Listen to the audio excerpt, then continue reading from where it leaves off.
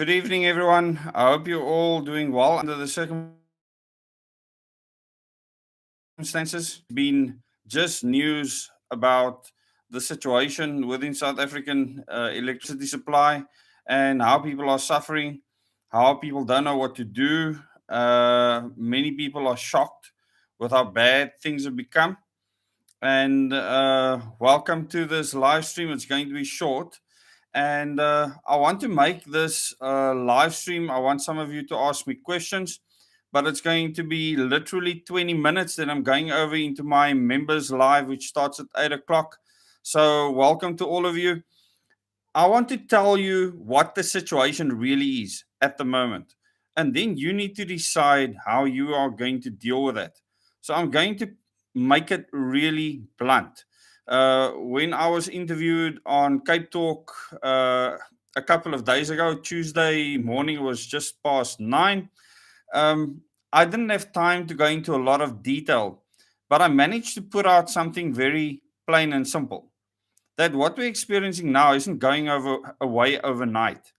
And I will explain to you now why that is. So this is not going to be long. Like I said, I'm starting my members live stream tonight at 8 o'clock. It's starting in 20 minutes time. So I'm not going to take much of your time. But there's a couple of things I want to make clear, and I want you to share this with everyone in the country. There's not many people that have worked in the power generation industry that have actually connected generators to the grid, that have actually looked at megawatts on the grid, have looked at load swings, have looked at grid disturbances, handled the situations.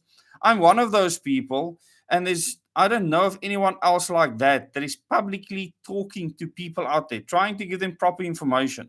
And I'm going to do that for you now. And hopefully you'll share this with your friends and family. Put your biases in your gatsak and listen to what I'm saying, because what I'm going to tell you is technically correct. It doesn't matter what the politicians say. It doesn't matter what the president of the country says. It doesn't matter what anyone else says. What I'm giving you is scientific and practical fact based on my experience in actually connecting generators to the grid, understanding the national power grid, understanding power production. So the situation we find ourselves in now is we don't have enough generating capacity. And a lot of people are saying, but we might be able to get some renewable energy online. If we do that with battery backup, that could help. But I want to lay out the scenario for you. By 2040, we should have replaced, even if Kuba gets a 20-year life extension, all the generating capacity within Eskom, except for Medupi and Kusile, is the newest built power stations. They are going to be past the end of their life. People, this is less than 18 years away. Look at how long it takes just to plan to build new baseload. It takes at least 2 years just for the planning phase. Never mind the purchasing phase, actually going out to tender, deciding who's going to build something. We have actually in the past, Eskom actually built up an entire additional nuclear fleet for what they call Nuclear One, where they wanted to build a nuclear power station. There were 3 options: up the east coast, up the west coast, or at Kuburg. An extra 2 units, which would have certainly today made a massive difference, because those units would have included 2 stages of load shedding. Could have been done by now. The staff was trained, the sites were prepared, everything was ready. There was no political will, and the people of the country fought against it. This had nothing to do with the Russian nuclear deal. This is Eskom. They would have gone out to normal tender to build a baseload nuclear power station. We are now living with the repercussions of people not wanting that. So we deserve this. We absolutely deserve this. And we need to suffer more before we realize that in 18 years' time, we will have nothing. When I mean nothing, I'm telling you, there won't be a grid left. There won't be industry left in this country. Zero. Zilch. Because when they want to implement their 4th industrial revolution, they don't want industry in the country anymore. They don't care that Eskom is collapsing the way that it is. And when I say they, if you go and watch my Moments in Time and Question Everything series, it'll be laid out in detail for you. Don't ever tell me that I don't say who they are. I cover it in the most detail of any other person I know in this country, especially on my tour. So go and watch those videos and understand what is going on. I'm giving you the specifics around the situation we find ourselves in. So if we do not start now in making decisions, which no one is making right now, no one is making a decision around the building of baseload. They are kafoofling around with propellers and solar panels. This is not going to be sufficient to build massive industry on, to grow our economy. For your home, for small communities, it's stunning. And people should absolutely do that. But practically and technically, it cannot work for large-scale industry. It never has and never will, because it's not suited for it technically. And I don't need to go into the details of how a grid works, because I'm going to have to sit here for weeks to explain that to you. And we literally only have 10 minutes left.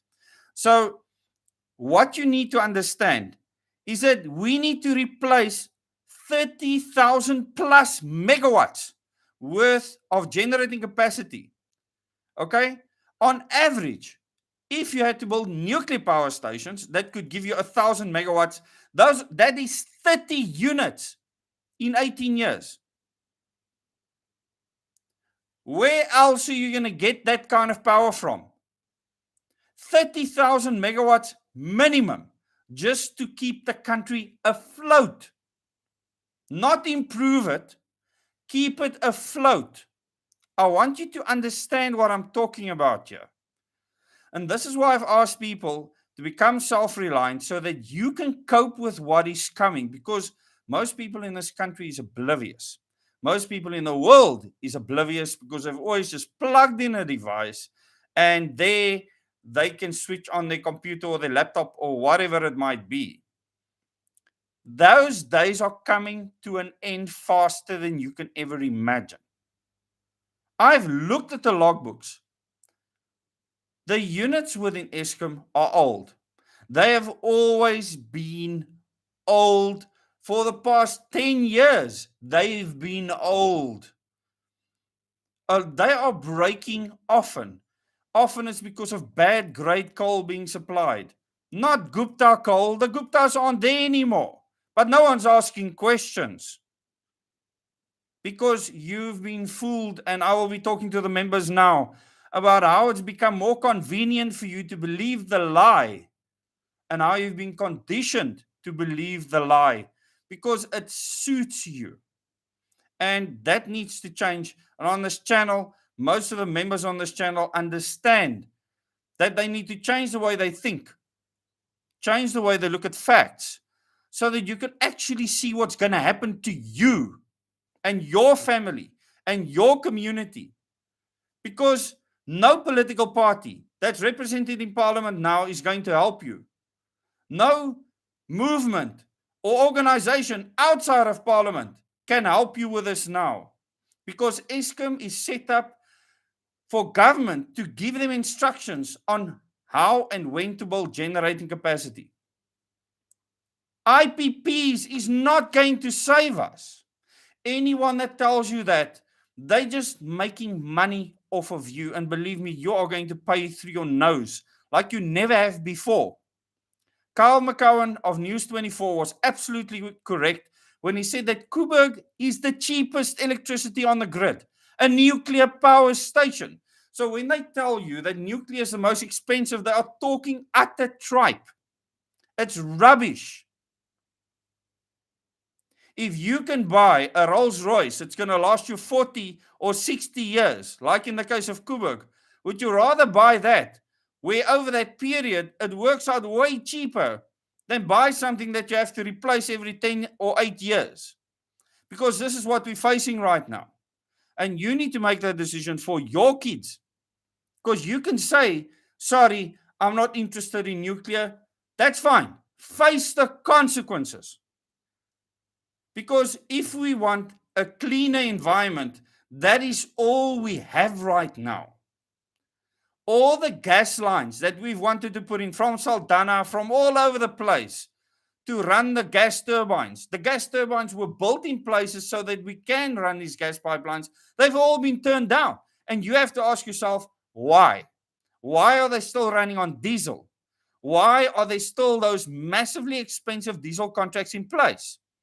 This is not because of Andre de Ruyter or Oberholzer. They are not making those decisions. The gas lines that needs to supply those stations are being turned down by government, and you need to understand why. The people that control them. And you need to ask why the opposition parties are saying nothing. You need to ask why, because they don't understand anything about energy or electricity production. Not at all. Their advisors don't even understand electricity production. They are all drivers of agendas. They don't know how to do anything else. So it's time that you stop listening to people that are publishers of magazines, people that have never connected a generator in their life, and start doing your own research around electricity supply, what is needed to run a big national grid over vast distances of over 2,000 kilometers that supports large-scale industry. Because the alternative is that industry being destroyed in the next 5 years, if not less. By 2025, we could have nothing left, no industry left.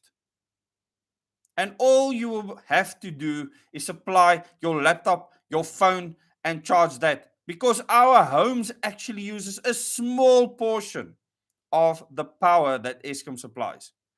So, for the fourth industrial revolution, Eskom has plenty power. Even although it's only got half of its generating capacity available. Plenty for computers, laptops, etc. Do you want this fourth industrial revolution? Do you want all the industries to shut down? If that is what you want, and you want smart cities built everywhere, Rob Hertzog's smart airports built everywhere, be my guest. You will have zero freedom left because cameras will be put everywhere by these control freaks. And if you want to fall for that kind of world, you're not my friend. And I've said this many times before, because you're an enemy to my family and my kids and my future. So we need to make decisions in this country, and we need to make them fast. And the options are limited. We are not going to maintain the industries in this country with propellers and solar panels, because the costs will be astronomical.